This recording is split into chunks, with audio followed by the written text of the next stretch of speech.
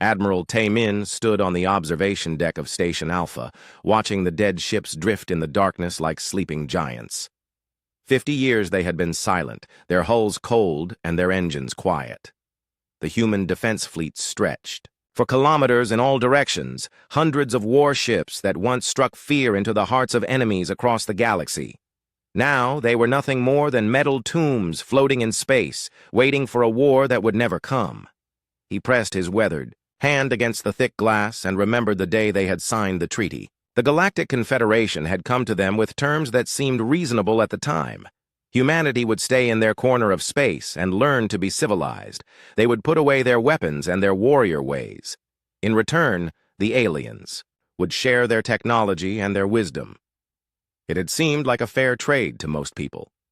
Dr. Hyojin walked up behind him, her footsteps echoing in the empty corridor. She had been the first human to make contact with the Confederation 23 years ago. Back then, she had been young and excited about meeting new forms of life. Now her hair was gray and her eyes carried the weight of understanding things she wished she could forget. "They are coming," she said quietly. Tae-min did not turn around. He knew who she meant. The Confederation had been sending messages for weeks, each one more desperate than the last. Something was destroying their outer colonies, something that their peaceful fleets could not stop, something that ate entire worlds and left nothing behind but empty space. "Let them come," he said. "We have nothing to offer them."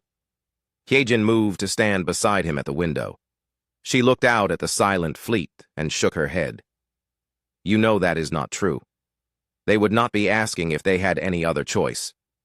Down, in the docking bay, Captain Dongwu was running through his morning exercises. At 28, he was part of the generation that had grown up under the treaty. He had never seen real combat, never felt the rush of battle or the weight of command in a crisis. But he had read the old records and studied the tactics of the warriors who came before him. In his heart, he knew that humanity was meant for more than this quiet life among the stars. Engineer Sora was deep in the bowels of the station, checking the systems that kept the fleet in stasis. She had designed some of the newer ships herself, back when humanity still built warships. The aliens had been amazed by human engineering, calling it crude and violent. They could not understand why human ships were built to take so much damage, why they had so many backup systems, why they seemed designed to keep fighting even when everything went wrong. "Because," Sora had told them, "we come from a world that tries to kill us every day. We build things to survive." The aliens had not understood then, and they probably did not understand now.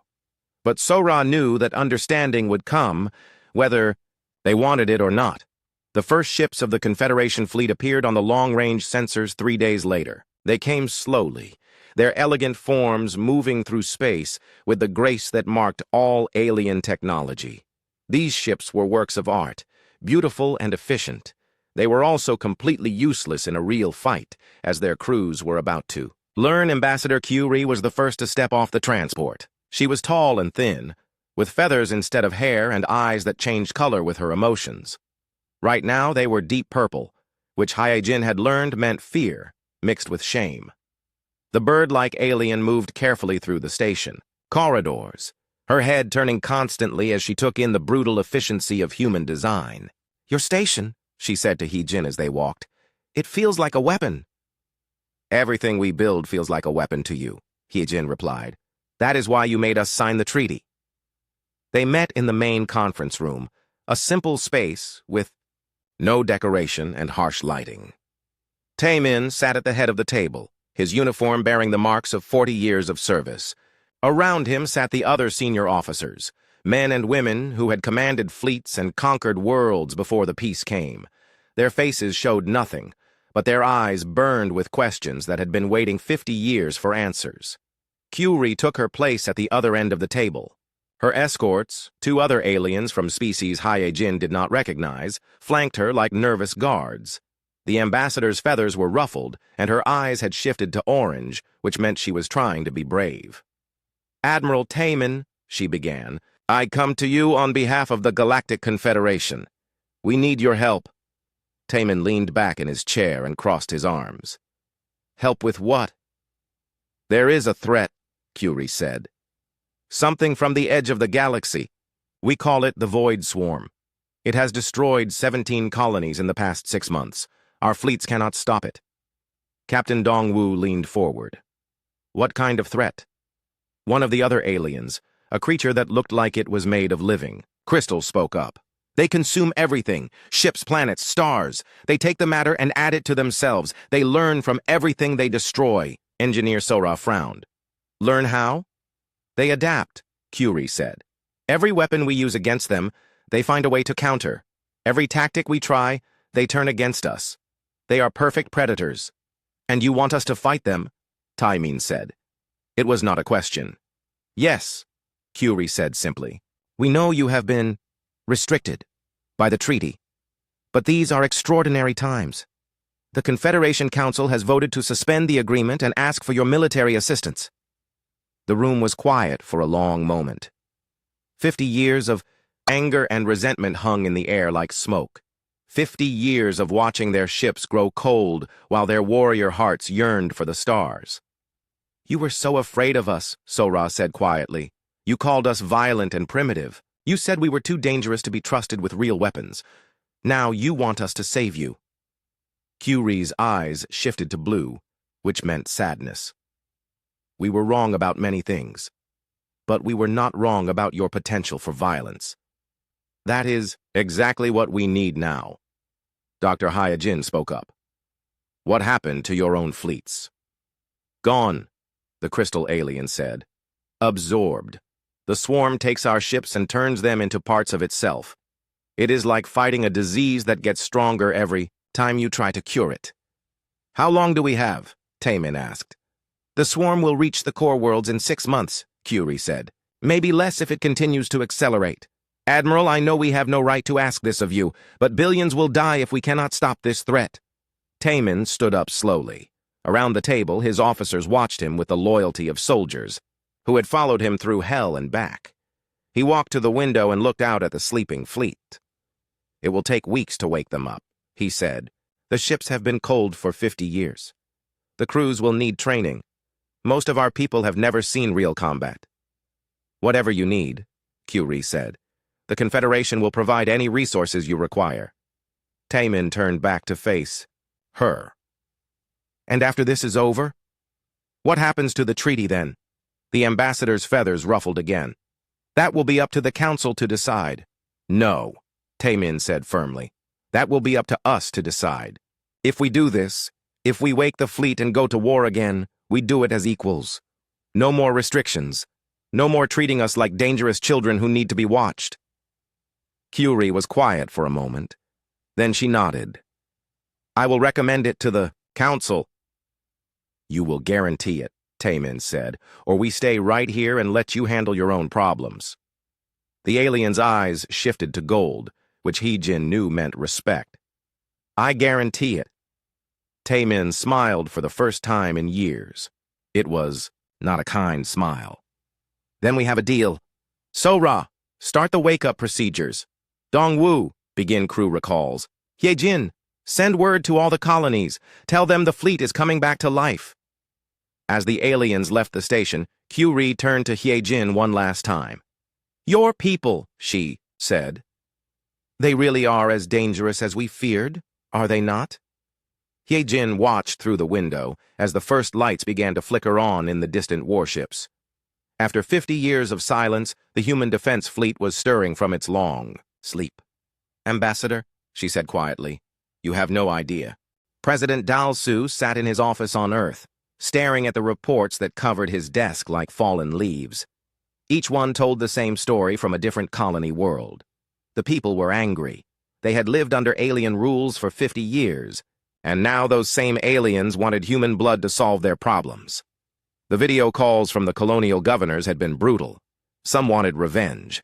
Others wanted to hide and let the galaxy burn. None of them trusted the Confederation. General Wu Jin knocked on the door and entered without waiting for permission. He was old now, past 70, but his back was still straight and his eyes still burned with the fire that had made him a legend. During the border wars, he had never forgiven the aliens for forcing humanity to disarm, and everyone knew it. The fleet is waking up, he said without preamble. Taemin has started bringing the ships online, but we have a problem. Dalsu looked up from his reports. What kind of problem? Our people are soft, Wu Jin said bluntly. The generation that grew up under the treaty has never seen real fighting. They know how to push buttons and follow procedures, but they do not know how to kill or how to die. The aliens have turned us into clerks and farmers. And the older generation? Getting old, Wu Jin said. I can still fight, and so can Taemin and a few others. But most of the warriors from the old days are retired or dead. We have the ships, but we may not have the crews to use them properly. Dalsu rubbed his temples where a headache was starting to build. Through his window, he could see the lights of New Geneva spreading out below. It was a peaceful city, full of art galleries and universities and cafes where people debated philosophy over coffee. It was everything the aliens had wanted humanity to become. It was also completely unprepared for war. On the moon, Ambassador Curie was learning things about human technology that made her feathers stand on end. Engineer Sora had taken her on a tour of the first ship to be fully reactivated, a heavy cruiser called the Endurance. What Curie saw there challenged everything she thought she knew about spaceship design.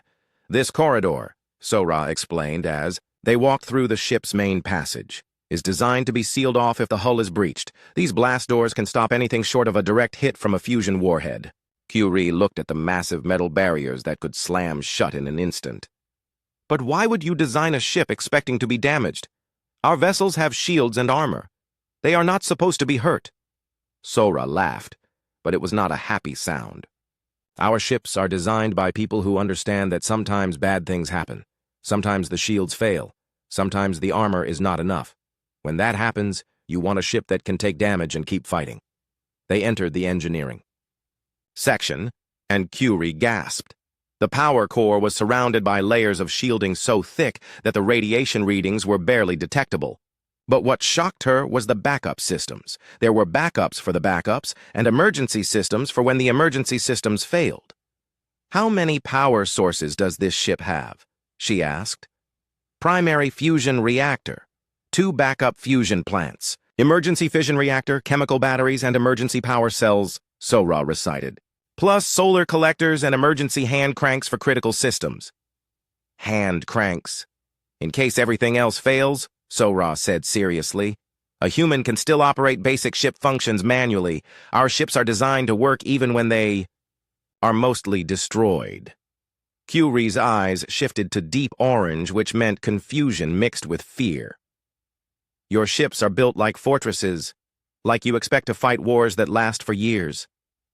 We do, Sora said, because that is what war is like when you come from a world that has been trying to kill every living thing on it for millions of years. On the bridge, Captain Dong-Wu was running system checks with his newly assigned crew. Most of them were young like him, but a few were veterans who had served on warships before the treaty. Chief Navigator Jae-ho was one of the old-timers, a man in his 60s who had fought in 12 major battles and lost count of the smaller ones. Captain, Jae-ho said quietly, the crew is nervous. Half of them have never been on a warship before. The other half are excited about finally getting to fight again. I am not sure which group worries me more. Dong-Wu nodded. He understood the problem. The young crew members were scared of making mistakes that could get everyone killed. The older crew members were hungry for battle after 50 years of forced peace.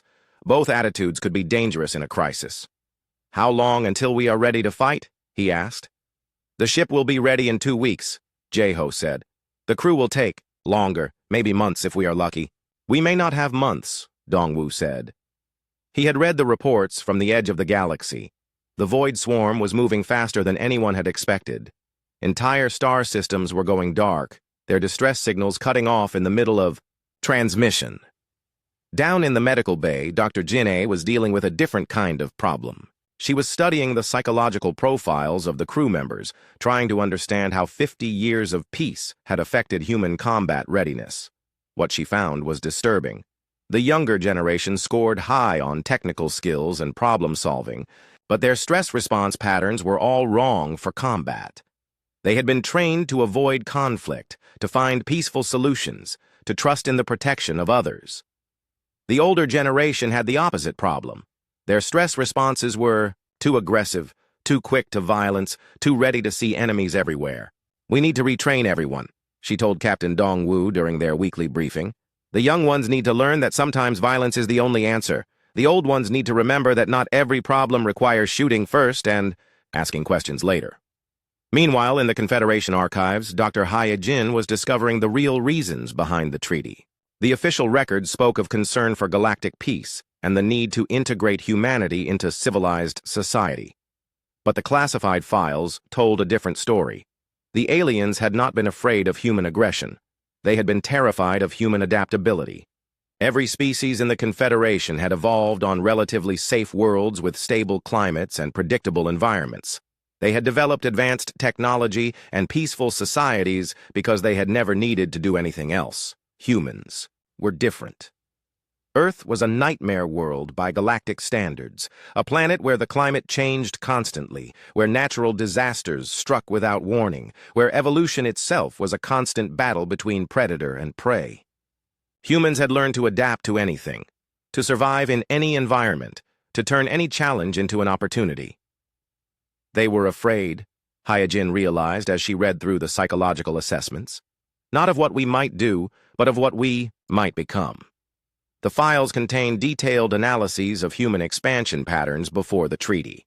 While other species colonized worlds similar to their homeworlds, humans had settled everywhere. Frozen ice worlds, scorching desert planets, high radiation, systems that no other species could survive. They had turned each hostile environment into a strength, learning new technologies and developing new capabilities with each challenge they faced. If we had not stopped them, one report concluded, humans would have controlled the entire galaxy within 500 years. Not through conquest, but through simple expansion into territories no other species could claim. Back on Station Alpha, Admiral Tae-min was dealing with a flood of volunteers. News of the fleet's reactivation had spread through human space like wildfire, and ships were arriving daily with people who wanted to serve. Some were veterans looking for one last fight.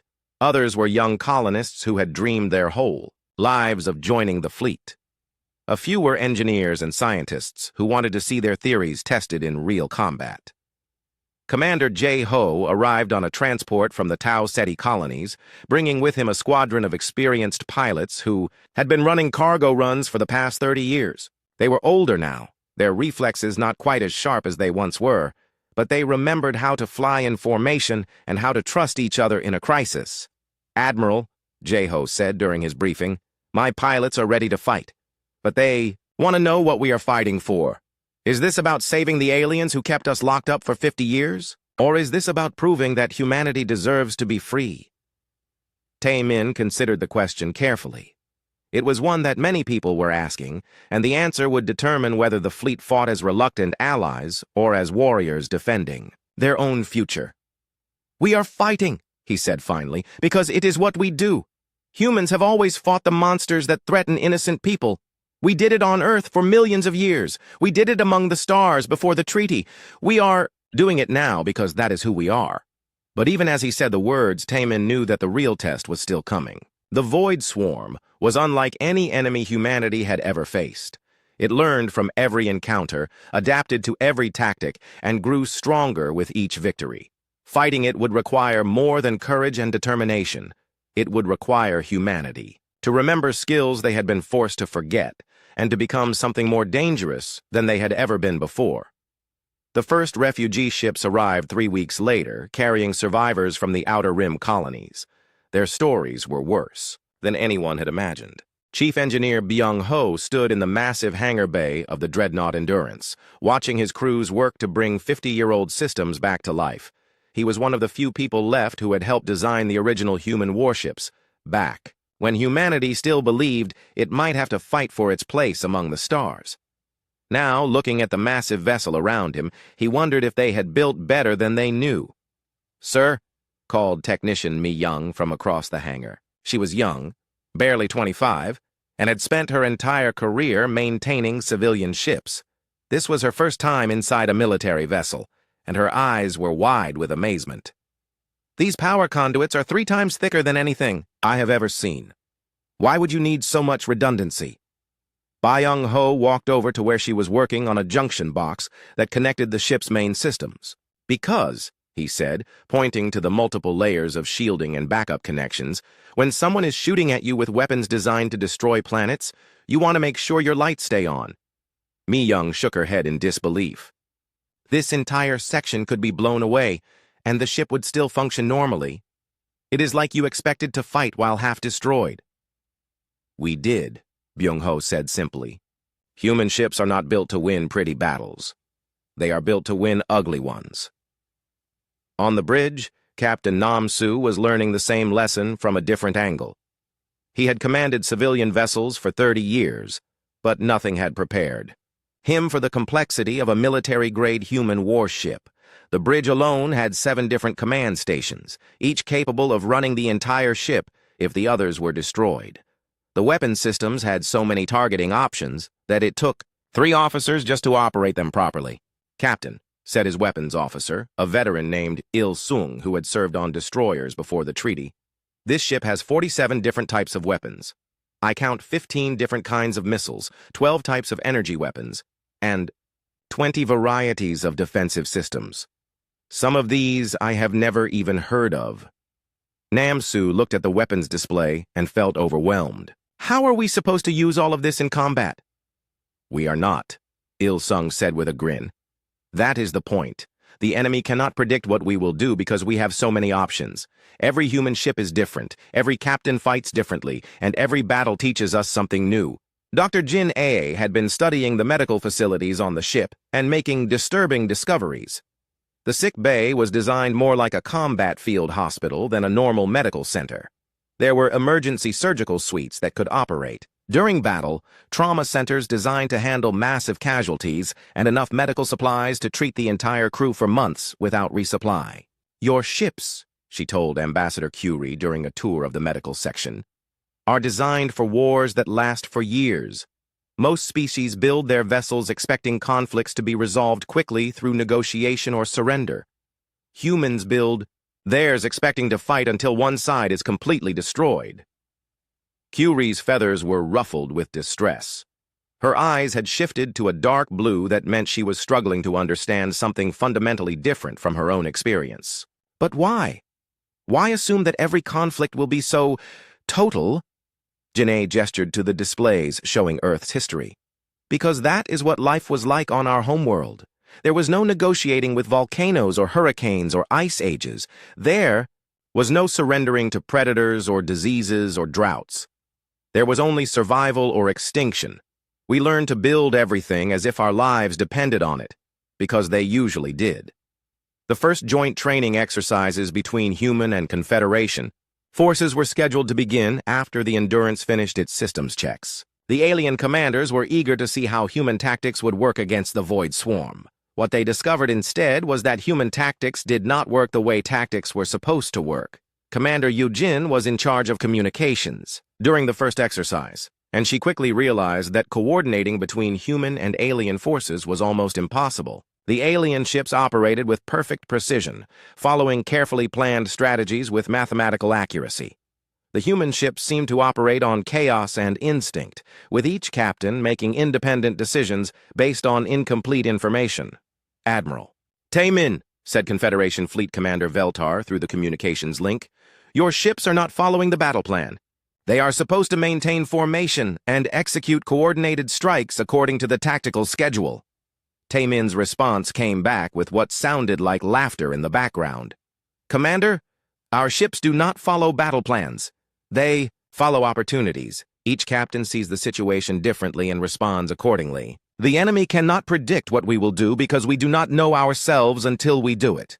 The alien commander's voice carried clear frustration. But that is not how fleet tactics work. How do you coordinate attacks? How do you avoid collisions? How do you ensure that your forces are working together effectively? We trust each other, Taemin said simply, and we adapt. The exercise continued, and the alien observers were horrified to watch human ships break formation constantly, improvise new tactics on the spot, and somehow still manage to work together as a coherent force. It should not have worked. By every rule of military science, it should have been a disaster. Instead, it was strangely effective. tactical officer. Hyun-woo was analyzing the exercise data and trying to explain to the aliens why human fleet tactics seemed so chaotic. Your ships, he told Commander Veltar during the debrief, are designed to be predictable. Each vessel has a specific role, follows specific procedures, and fits into a specific place in your overall strategy. Our ships are designed to be unpredictable. Each captain is trained to think independently, act creatively, and find solutions that no one else has thought of. But that leads to inefficiency, Veltar protested. Your ships waste time and energy on unnecessary maneuvers. They duplicate efforts and sometimes work against each other. True, Hyun-woo agreed. But it also means that when part of our fleet is destroyed, the rest can continue fighting effectively. When your formations are broken, your ships become confused and vulnerable. When our formations are broken, we just form new ones. Engineer Sora was dealing with a different problem in the ship's technical sections. The alien observers had requested detailed specifications for human weapons and defensive systems, hoping to understand how they might be used against the Void Swarm. What they found instead was technology that seemed to violate basic principles of efficient design. This shield generator, said Chief Science Officer Nolketh, an alien that looked like a living plant, uses 17 different types of energy projection. Why not simplify it to 1 or 2 types for maximum efficiency? Because, Sora explained, patiently, different threats require different responses. This shield can deflect kinetic impacts, absorb energy weapons, redirect particle beams, and neutralize exotic matter. If we only had one type of protection, our enemies would eventually find a way to counter it. But the power requirements must be enormous, Nolketh protested. And the maintenance complexity is incredible. How do your engineers keep track of so many different systems? Sora grinned. Very carefully, and with lots of backup plans. The real shock came when the alien engineers tried to examine a human weapons system up close. Weapons Officer Il-sung showed them the primary gun batteries, massive installations that took up entire sections of the ship. The aliens expected to find advanced targeting computers and sophisticated energy management systems. Instead, they found weapons that could be operated manually if necessary. You can aim and fire these guns by hand? Asked Chief Engineer Zolven in amazement. If we have to, Il-sung said. The computer systems make it easier and more accurate. But a trained human can operate any weapon on this ship without electronics. We learned a long time ago not to depend on technology that could be damaged or sabotaged. The exercise reached its climax when the human fleet was ordered to defend a simulated colony world against a mock attack. The alien observers expected to see a carefully coordinated defense with ships taking assigned positions and following standard defensive protocols. Instead, they watched in fascination as the human ships scattered in all directions, each one pursuing its own interpretation of the mission. Some ships positioned themselves between the attackers and the colony. Others moved to flank the enemy. Formation. A few disappeared entirely, using stealth systems to set up ambushes. Several began broadcasting fake distress signals to confuse the opposition. One ship actually rammed an enemy vessel, something that was not supposed to be part of the exercise at all. They are not following any recognizable tactical doctrine, Commander Veltar reported to his superiors. Each ship seems to be fighting its own private war. Yet somehow they are achieving their objectives more effectively than our own forces would in a similar situation. Dr. Sungmin, the xenobiologist who had been studying the Void Swarm, was beginning to understand why the Confederation had been so unsuccessful against the threat. Your species, he told the alien commanders during the post-exercise briefing, fight wars the way you evolved to fight them. With coordination, efficiency, and predictable strategies, Fleet Admiral Seung Hwan stood on the bridge of the flagship Indomitable as the combined human and Confederation fleets dropped out of hyperspace at the edge of the battle zone.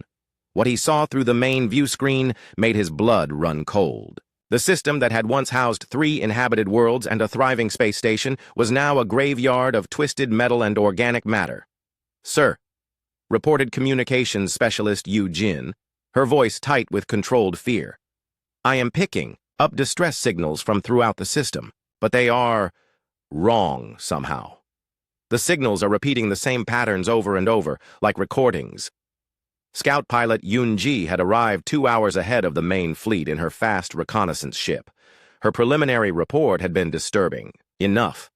But seeing the destruction with his own eyes was far worse than Xiong Huan had imagined. Entire starships hung in space like broken toys, their hulls twisted into impossible shapes. Some of them appeared to be growing, with organic tendrils, spreading across their surfaces like some kind of alien cancer. "Admiral," came the voice of Confederation Commander Veltar over the communications system. "My sensors are detecting massive energy readings from the inner system. The swarm appears to have established some kind of base around what used to be the third planet." Sung Huan studied the tactical display showing the positions of both fleets. The Confederation ships maintained perfect formation, their elegant curves gleaming in the starlight. The human vessels were scattered in what looked like random positions, but he knew that each captain was positioning their ship according to their own assessment of the tactical situation. "All ships," he broadcast on the general frequency, "prepare for combat operations. Remember your training and trust your instincts. We are about to meet an enemy unlike anything we have faced before." Scout pilot Yeonji was already deep in the system, her ship's stealth systems keeping her hidden from the swarm's sensors. What she found near the ruins of the third planet defied description. The swarm had built something that was part space station, part living organism, and part nightmare. Massive structures grew like coral formations, pulsing with their own internal light. Between them moved ships that had once belonged to various Confederation species, but which now bore the organic modifications that marked them as part of the collective. "This is Scout 7 to Fleet Command," she whispered into her communicator, trying to keep her voice steady. "The swarm has not just destroyed the local defenses, it has absorbed them. I count at least 50 vessels that appear to be modified Confederation ships, but they are covered in some kind of biological growth. They move in perfect coordination, like parts of a single organism." Tactical Officer Hyun Woo was analyzing the incoming data and trying to make sense of what they were facing. The swarm ships moved with a precision that made even Confederation formations look chaotic. They anticipated each other's movements perfectly, shared targeting data instantly, and adapted their tactics in real time as new threats appeared. "Admiral," he reported, "the enemy vessels are learning from our Scout's observations. Each time Scout 7 changes position or adjusts her sensors, the swarm ships modify their patrol patterns to account for the new data. They are treating our reconnaissance as a training exercise." Sung Huan felt a chill run down his spine. An enemy that learned from every encounter was dangerous enough. An enemy that learned from encounters it was not even participating in was something else entirely. "Scout 7, he ordered, "withdraw to the fleet perimeter. We are going in." The first engagement began badly for the Confederation forces. Their ships advanced in textbook formation, weapons charged, and shields at maximum power. The swarm responded by deploying modified versions of their own ships against them. Every weapon the aliens fired was absorbed by shields that seemed to know exactly how to counter it. Every tactic they tried was met by a perfect counter strategy. "They are using our own technology against us," Commander Veltar reported in horror, as his flagship took damage from weapons that looked suspiciously like upgraded versions of Confederation energy cannons. "The swarm has not just absorbed our ships, it has improved them. But when the human ships entered the battle, something changed. Captain Nam Su of the Endurance opened fire with a chaotic barrage of different weapon types, switching between missiles, energy beams, kinetic projectiles, and exotic matter disruptors with no apparent pattern. The swarm ships tried to adapt, but before they could counter one weapon system, Nam Su had already switched to another. "Target that cluster of enemy vessels," he ordered his weapons officer.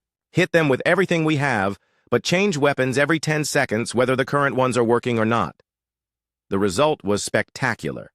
The swarm ships, programmed to analyze and counter threats, found themselves trying to adapt to weapons that kept changing faster than their systems could process. Several enemy vessels were destroyed before they could mount an effective defense. "How are you doing that?" demanded Commander Veltar over the communication link. "We are not giving them time to learn," Nam Su replied as his ship executed a maneuver that would have been impossible for any Confederation vessel.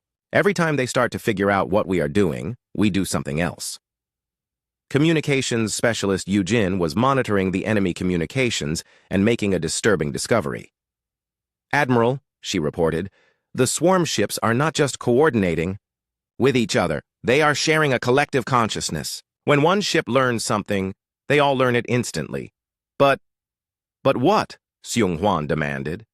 The human ships are confusing them, Yujin said with amazement in her voice.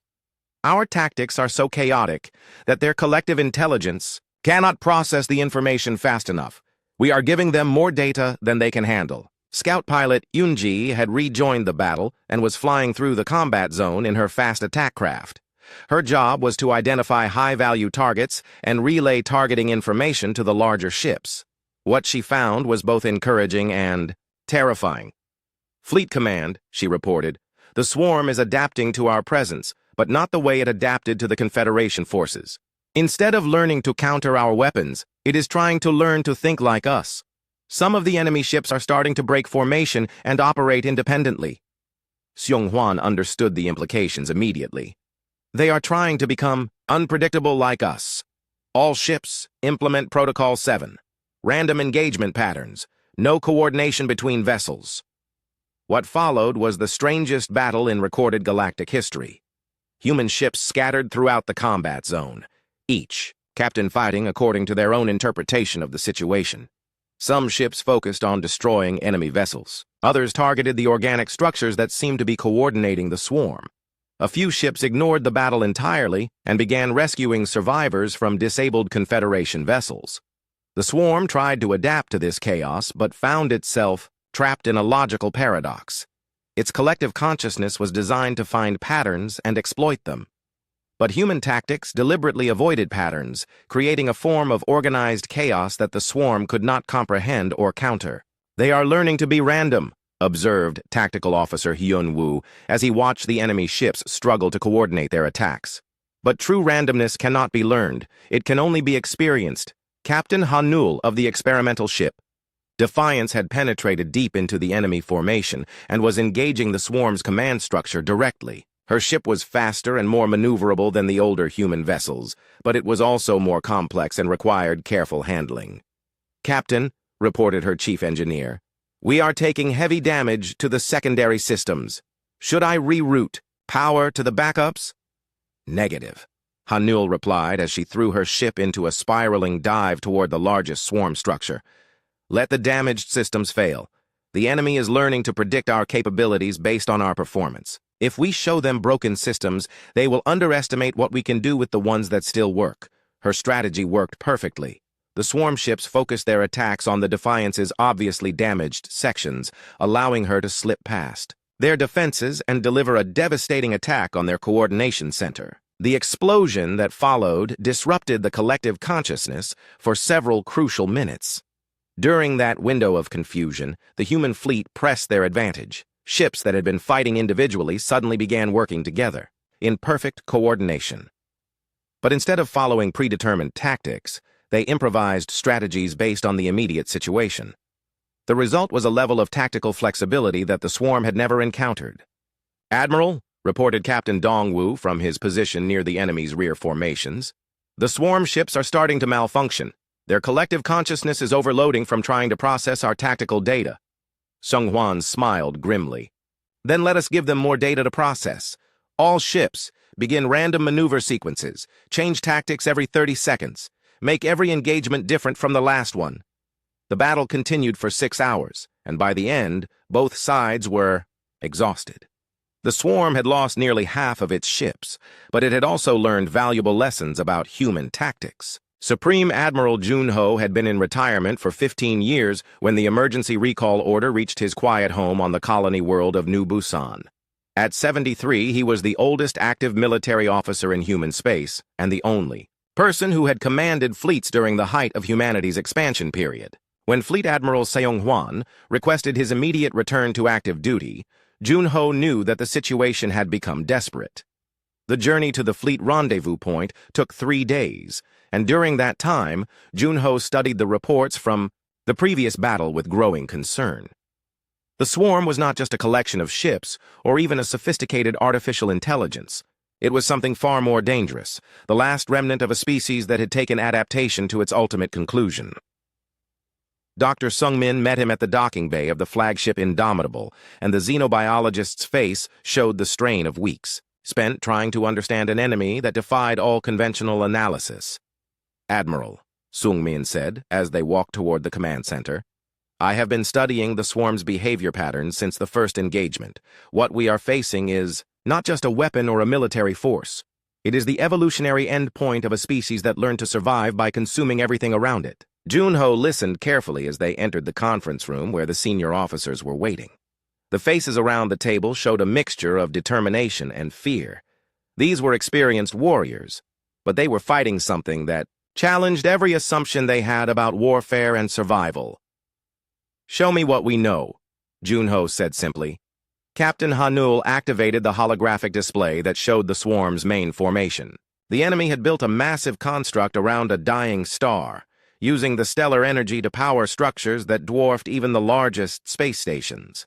Thousands of ships moved in perfect coordination around the central hub, their movements following, patterns that seemed to pulse with the rhythm of the star itself. "The core structure," explained Tactical Officer Hyunwoo, "appears to be part machine and part living organism. Our long-range sensors detect technology from at least 40 different species, all integrated into a single collective intelligence. But there is something else." The display zoomed in on the central region, revealing structures that made even the experienced officers gasp in shock. Entire planets had been disassembled and reformed into components of the massive construction. Solar systems had been stripped of matter and energy, leaving behind only empty space and the swarm's ever-growing presence. "It has been building this for thousands of years," Dr. Sungmin said quietly. "Every species it encounters, every world it consumes, adds to its knowledge and capabilities. It is not trying to conquer the galaxy, it is trying to become the galaxy." Ambassador Min Ho, who had arrived with the latest diplomatic reports from the Confederation Council, added his own grim assessment. "The remaining Confederation fleets are in full retreat. 7 more species have been completely absorbed in the past month. The Council is preparing to evacuate the core worlds and establish a new government in the Outer Rim." Junho studied the tactical display and the faces of his officers. In his long career, he had faced many enemies, but never one that represented an existential threat to all life in the galaxy. The swarm was not evil in any conventional sense. It was simply the logical conclusion of evolution without restraint, perfect efficiency in the service of perfect consumption. "What have we learned about its weaknesses?" he asked. Captain Dong-Woo, who had commanded ships in several engagements with swarm forces, leaned forward. "It adapts to everything we throw at it, but adaptation takes time. If we can overwhelm its processing capability or present it with too many variables to analyze simultaneously, we can create temporary advantages." "Temporary," Junho repeated. "How temporary?" "Minutes at most," Dong-Woo admitted. "Once it analyzes our tactics, it develops counters that it shares with the entire collective. We have been winning individual battles but losing the overall war of information." Engineer Sora had been working on modifications to human ship designs based on their encounters with the swarm. "Admiral," she said, "I have been developing new systems based on controlled chaos theory. Instead of trying to hide our capabilities, we deliberately build in random failures and unpredictable responses. The enemy cannot adapt to technology that does not work the same way twice." Junho nodded approvingly. "Show me." Sora activated a secondary display that showed the technical specifications for the modified human ships. The designs looked insane, by conventional standards. Weapon systems that randomly switched between different operating modes, shield generators that deliberately created gaps and fluctuations, engine systems that changed their thrust patterns without warning. "Your ships," said Ambassador Curie, who had been observing the briefing, "will be impossible to maintain or operate efficiently." "Exactly," Sora said with a smile. "Efficiency is predictability. Predictability is death against an enemy that learns from every encounter. We are building ships that are designed to confuse the people operating them as much as they confuse the enemy. The plan that emerged from the strategy sessions was audacious even by human standards. Instead of trying to defeat the swarm through superior firepower or tactics, they would attack its fundamental nature. The swarm survived by consuming and adapting. If they could present it with something that could not be consumed or adapted, too, they might be able to break the cycle. Captain Hanul volunteered her ship, the Defiance, for the most dangerous part of the mission. Her vessel would be modified with Sora's chaos systems and loaded with a special payload designed by Dr. Sung Min. Instead of trying to destroy the swarm's central structure, they would try to give it something it had never encountered before, the concept of voluntary sacrifice. The swarm understands competition, consumption, and adaptation, Sung Min explained, as the modifications were made to Hanul's ship. But it has never encountered true altruism. It cannot comprehend the idea of deliberately sacrificing oneself for the benefit of others, because such behavior serves no evolutionary purpose. The payload was not a weapon in any conventional sense. It was a concentrated burst of human cultural data, stories, songs, art, and philosophy that emphasized the value of self-sacrifice for the greater good. If the swarm tried to absorb and analyze this information, it would encounter concepts that contradicted its basic programming. "You are asking me to fly into the heart of that thing and try to confuse it to death," Hanul said, with dark humor, as she reviewed the mission parameters. "We are asking you to show it something it has never seen before," Junho replied. "Something that cannot be optimized or adapted to because it makes no logical sense." The final battle began 3 days later, as the combined human and Confederation fleets approached the swarm's main construct. The enemy response was immediate and overwhelming. Thousands of ships moved to intercept the attacking force, their formations perfect and their tactics flawless. Every weapon humanity had used in previous engagements was countered by improved defenses. Every maneuver they attempted was anticipated and blocked. But the human ships were different now. Their chaos systems made them behave erratically, changing tactics and capabilities without warning. Some ships that appeared to be heavily damaged suddenly revealed hidden weapon systems. Others that seemed to be retreating actually launched surprise attacks from unexpected angles. "The enemy is confused," reported communications specialist Yujin as she monitored swarm transmissions. "Their collective intelligence is receiving conflicting data about our capabilities. They are trying to adapt to ship designs that keep changing, even as they fight." Supreme Admiral Junho watched the battle unfold from the bridge of the Indomitable. Around him, his officers coordinated attacks that followed no predetermined pattern. Each engagement was improvised based on immediate circumstances, creating a form of tactical jazz that the swarm could not predict or counter. "Admiral," reported scout pilot Yunji from her position near the enemy's perimeter, "the swarm is starting to adapt to our chaos systems. They are learning to expect randomness and building it into their response patterns." Junho smiled grimly. "Then it is time for the final phase. Captain Hanul, you are cleared for your approach run." The Defiance broke away from the main battle and began its journey toward the heart of the swarm construct. The ship's chaos systems were operating at maximum intensity, making it nearly impossible to predict its course or capabilities. Swarm ships moved to intercept, but found themselves unable to target a vessel that seemed to violate the laws of physics. "The enemy is trying to analyze our approach," Hanul reported as her ship dove deeper into the construct. "But our systems are giving them so much contradictory data that their collective intelligence is starting to overload." "How close can you get?" Junho asked. "Close enough," Hanul replied. "Beginning final approach now." What happened next would be debated by historians for generations. The Defiance penetrated to the very center of the swarm construct and released its payload, not a weapon, but a gift. The concentrated human cultural data spread through the swarm's collective consciousness like a virus, but instead of destroying it, the information simply existed,